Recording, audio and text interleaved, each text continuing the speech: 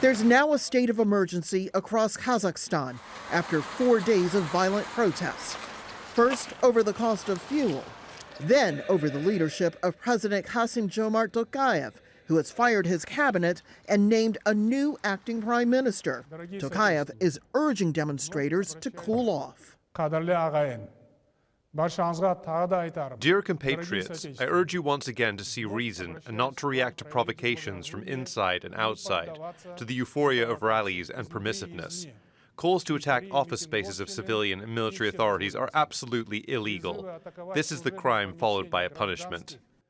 Kazakh citizens took to the streets on Sunday to denounce the government's decision to raise the cost of liquefied natural gas used in cars from 11 cents per liter to 28 cents per liter.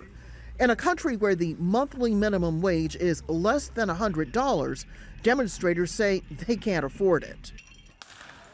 The protests have grown both in size and in purpose, namely a public call for accountability. At the United Nations, an appeal for calm. Following with concern and monitoring the situation in Kazakhstan, I think it's very important for all involved in these current events to exercise restraint, refrain from violence, and promote dialogue in addressing all of the pertinent issues.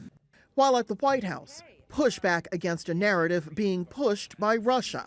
There are some crazy Russian claims about the U.S. being behind this, so let me just use this opportunity to convey that as absolutely false and clearly a part of the standard Russian disinformation playbook we've seen a lot of in past years. A former U.S. diplomat calls the political upheaval inevitable. But this has been festering for a long time. The stupendous corruption of the Nazarbayev family and Nazarbayev cronies has caused a lot of concern in Kazakhstan, where despite tremendous oil wealth, income inequality is really quite substantial, and a lot of people are living really close to the subsistence margin.